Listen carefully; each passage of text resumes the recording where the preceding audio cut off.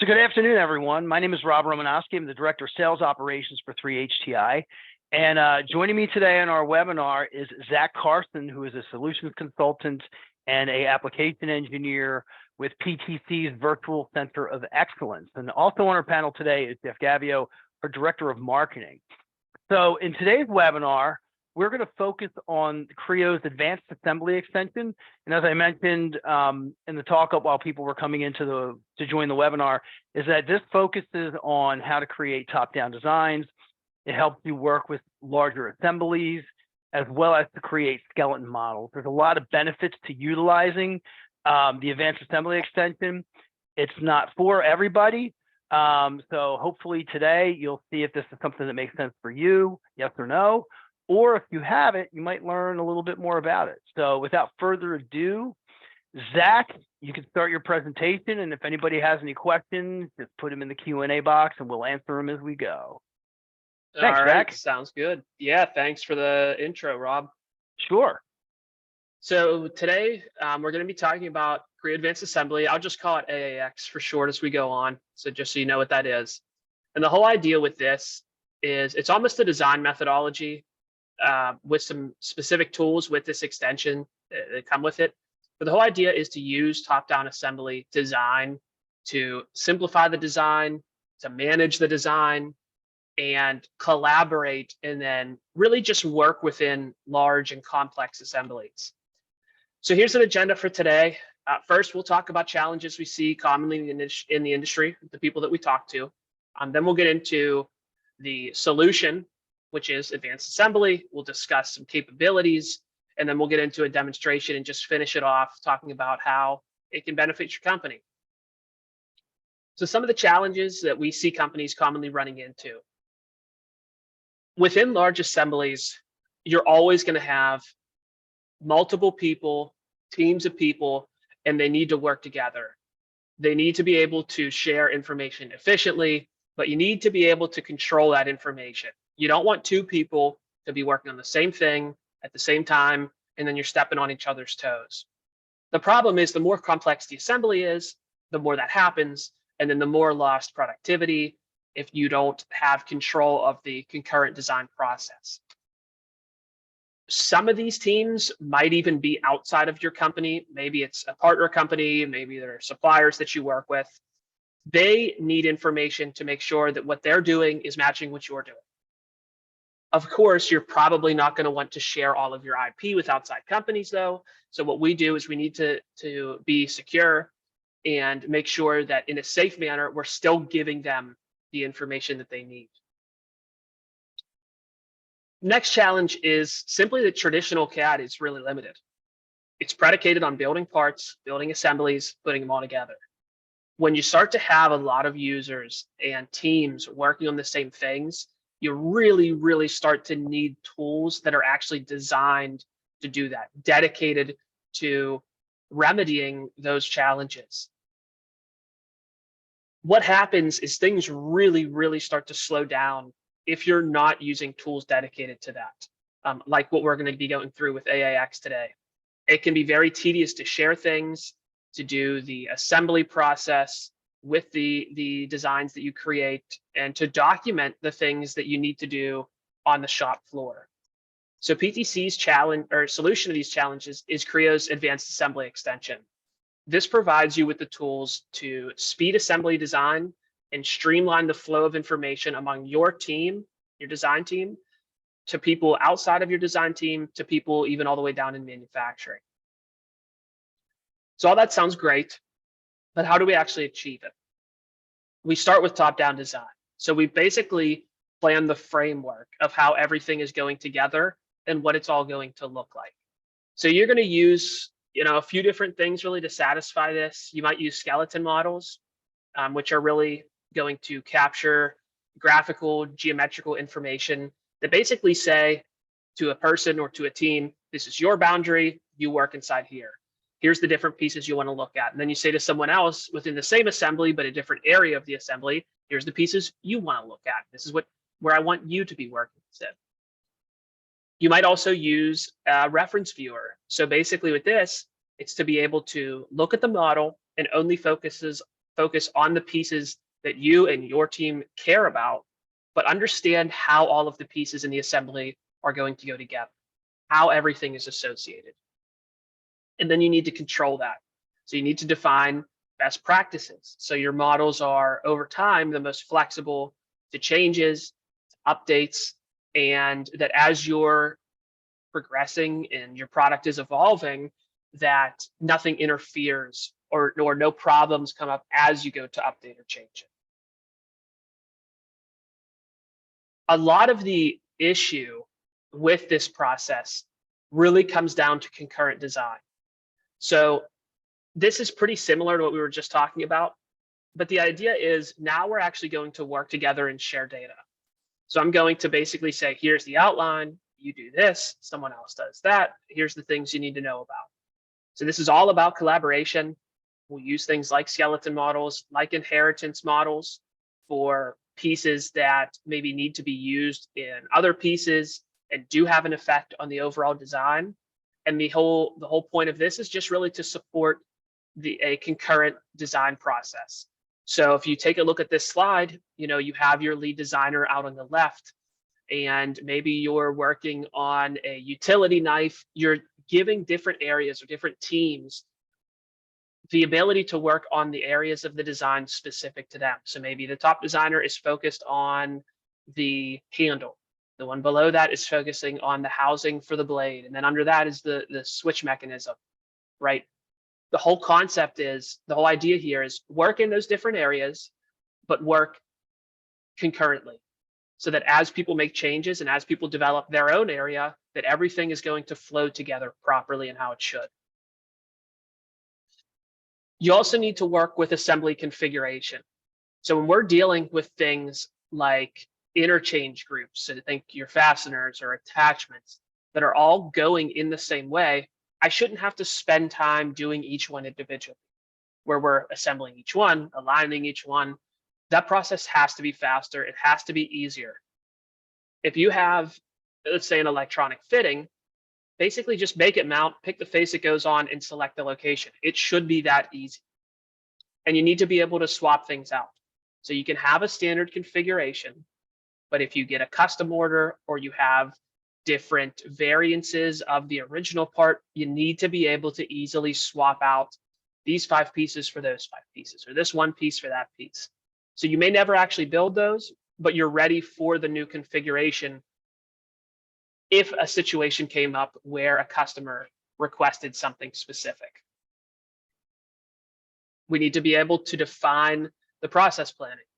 So how does everything actually go together? Well, you're going to need graphics, you need a bill of materials, you need to do everything in manufacturing to show how it comes together. And we want to work it from the engineering information. You don't want to have to recreate things. Advanced Assembly Extension allows you to do this sort of planning. Like I said, you're working from a skeleton that shows how everything is going to come together in the end, even if it's a basic, very, very basic skeleton model, and you're letting people work in their different areas, but be able to visualize how everything is coming together in the end. We also have tools for visualization and performance management. I mentioned before, if you've got a pretty big assembly, that's a lot of data for your computer to crunch. Well, let's give you tools to control it, to say, I only want to look in this area. I only want to focus on this part, and I want to turn everything else off. Even to see something, maybe just as a shrink wrap, just to reduce the time that it actually takes your computer to load the model and to work with it. So these are all capabilities of Creo Advanced Assembly Extension. And this is really, what goes into doing top-down design. So without further ado, we will go ahead and jump into a demonstration.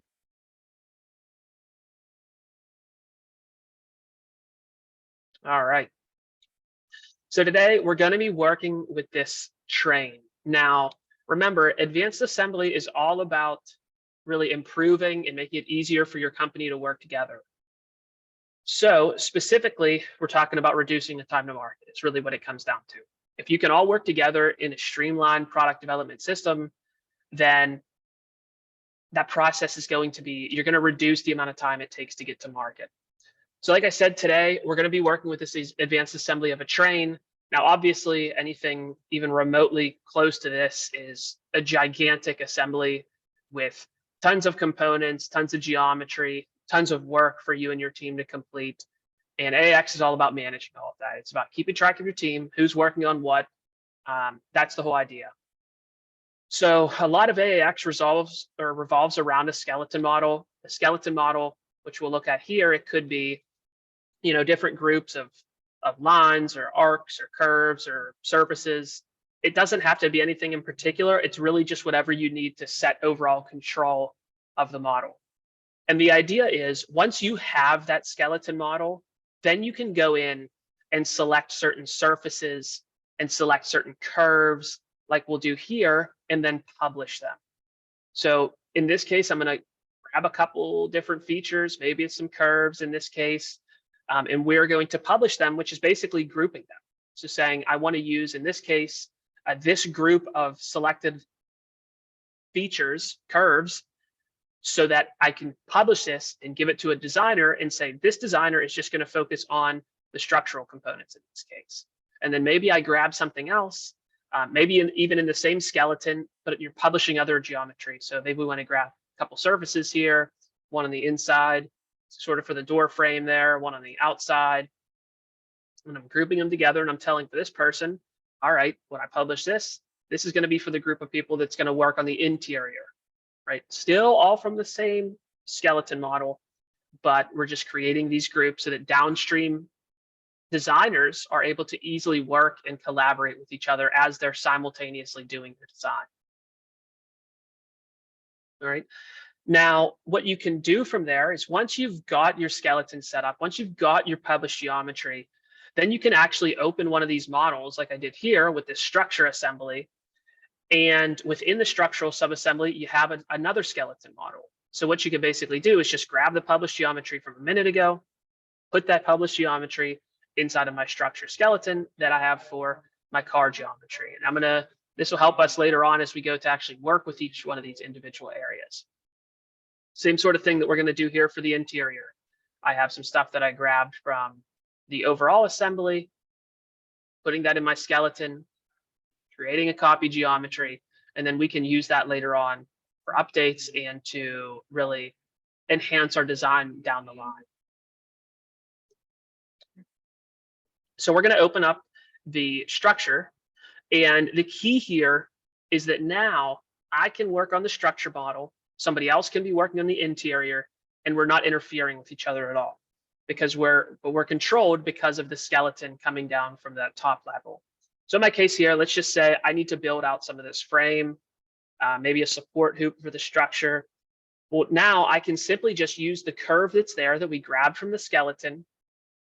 And here we can just do some basic modeling. I'll just do a sweep across this along that curve, and that'll give us our stiffening beam. And then maybe from there, I want to say, well, I want to cut it out in a certain area at the top where that upper support structure goes, and maybe shell it out to a different shape. Whatever you want to do. It's just standard Creo work at that point. But the idea is that master overall shape is controlled by the top level skeleton. That's what advanced assembly is all about. It's just making it easy to make these connections, to control them, and then, as we'll see in a minute here, to go ahead and actually change them. So at this point, we can start to get into a different area, maybe more geared towards the passengers and the windows in this case. So this could be, creating patterns, editing patterns.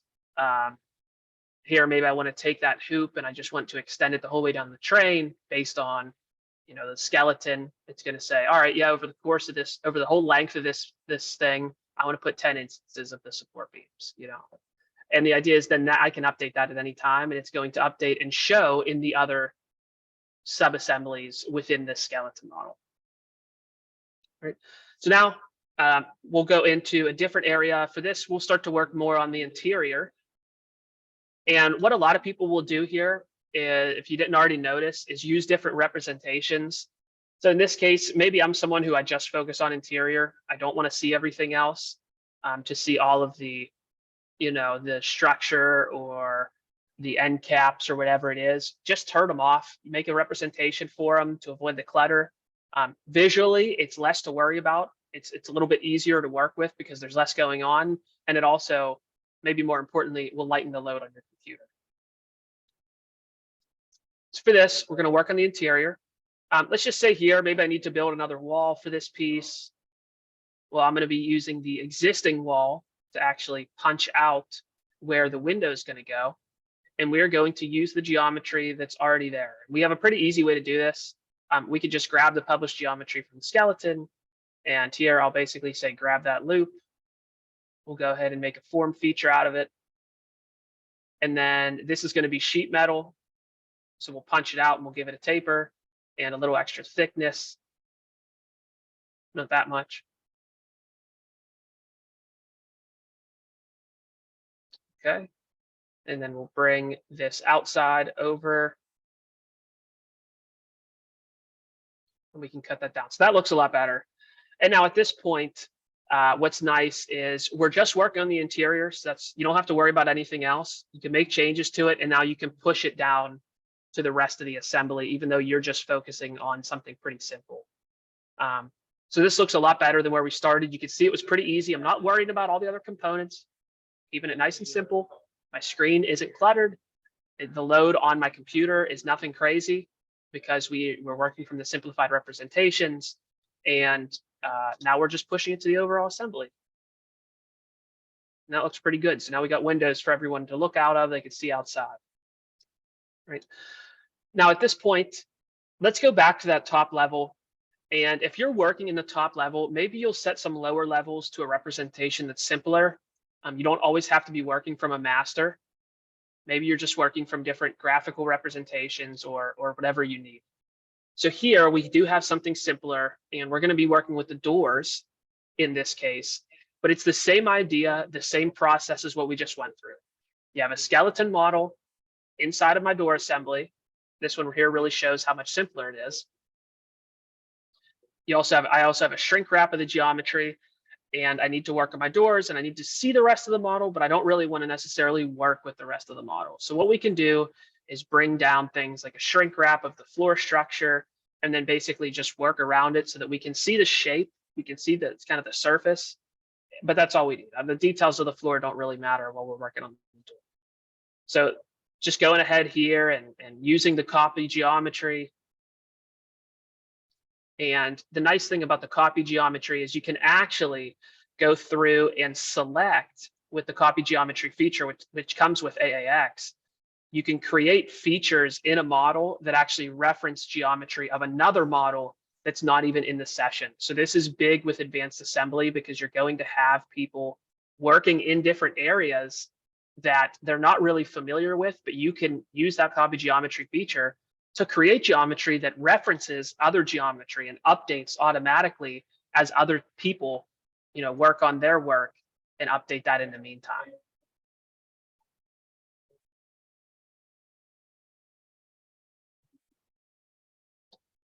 So just creating a door here. This is all done from the copy geometry.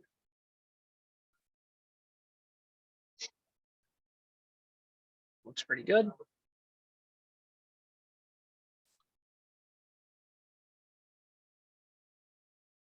And then we'll go ahead and save that off.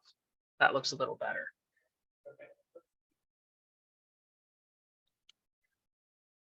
All right, so we'll go back. Let's turn everything back off, set it to a master representation. And that looks pretty good. So again, Advanced Assembly AAX is just allowing me to really set different representations, copy geometry, set up skeletons to control everything. That's what you really have to do if you want to be agile, be flexible, and I'll say be more efficient whenever you're working with assemblies that are complex. Otherwise, there's just too much in front of someone to actually work efficiently. So what we're doing now is I'm going to bring in another tool called the Design Exploration Extension. If you've never worked with it, the whole idea with this is to do some exploring, play some what if. So I've already set just to make sure, because that's a good point, Zach, that if you're not familiar with this, you should be familiar with it because it is in the base package of Creo. Yep. Starting with, I believe it's Creo 4. Creo 4 or I think that's Creo, right. Creo 4 or 5, but most likely you have this in your base package, and it's a great tool. We're actually going to run a webinar on this within the next few weeks. So this is good, Zach. Just Yeah, wanted this to will give a little chime in sneak on that. peek. Yeah, it's a tremendous tool. It really is. A lot of times what people will do instead is you'll have, if you want to play that what if game, which we're going to do here, you end up just having, I mean, 1,000, however many, 10 different files of the same assembly, but each one is just basically a test run. So it's a ton to manage. They're not associated to each other, right? They're completely just exist in and of themselves. So what we're doing with the design exploration extension is we're basically saying, or we're basically telling Creo, whenever we create one of these sessions, it keeps track of what you're doing through checkpoints. So I can go through and I can make changes, right? So at this point, you can see if you look at that checkpoint tree, like right to the left of the center of your screen, you'll see it says design exploration extension and it says pre-modified. So whenever you start a session, it instantly creates, think of it as a baseline. That's what your pre-modified is. And what I'm going to do from here is I can go through with the design and start trying different things. Maybe it's just to play what if. Maybe you want to try and be innovative and come up with something crazy, but also not risk anything. So if it doesn't work out, you could just go back in time to a previous checkpoint. In this case, I'm going to try to make some changes and we're going to see what happens. Right, so I change the angle of the bottom there. And what you'll see here is I can automatically update, and there's a lot to update because it's a big assembly. It's going to update, I think it was 800 different items. And you can see now what happened. So we set up that copy geometry before. The thing is with copy geometry, it's referencing parts that might not be in session, like I mentioned. So things you might not be working with. But the point of it is to work together, to collaborate. So what's happening is whenever you set up a copy geometry, you can actually set it up to either automatically update or update manually, in which case that's what's happening here. I set it like that for demo purposes. And what you're seeing is it is telling me before it just goes and does an update on its own. Maybe that's what you want, that's fine. But it's giving me a flag and saying, hey, this is an outdated placement or feature. You want to look at that before you go ahead and update. Maybe you do, maybe you don't. You can evaluate that prior to actually going through and regenerating your model. And you can see here how that's changed over time. So I have my original door outline. You can see the copy geometry, which is the new outline. And then I can actually show the differences to highlight that a little bit better. So if you look at the bottom of the door, the angle changed a little bit. And if I update that, you'll see because of that copy geometry, everything updates. And because of the skeleton model, it pushes that to the rest of the model and everything updates accordingly, right? That door just happened to change because we changed the angle of the bottom cover for the bottom of the train. Now, maybe you want to go through and make some more changes, try some other things. You can do that in the checkpoint tree as well with design exploration. So maybe I want to come inside, I want to take my armrest, and I want to, I don't know, change just how the base of it's coming out. Maybe make it the seat a little bit wider, something along those lines, or maybe extend it to go into the base of the seat. So it's a little bit more secure and durable. What you'll see here is I can make these changes, and whenever I feel like I'm ready, I can then compare the new model to the old model. I can create another checkpoint, which is basically a timestamp. And then if I get to a point down the line where maybe I've made 5, 6, 7 checkpoints, and I don't like where I've ended up, but I like where checkpoint 2 was, then you can just go back to that point in time. And this is all saved as one file. It's a design exploration session that you will save it as. And it's a whole lot less for you to manage and keep track of than doing a bunch of save as, saving a ton of copies in order to do this sort of design exploration. And the whole idea is as you do this, you don't have to keep it. You know, you're not doing a save as, you're not making new names or anything like that. At any point I can say, isn't the direction I want to go. I want to go back to a certain point, pick the design Especially up with from such a there. large, yes, And Zach, again, either especially, leave it as is or go through and make some more changes. hey, Zach, especially with such a large assembly, to have different iterations of this is just going to take up so much space Oh, on yeah. your workstation. So it's so good to just have everything within that one file.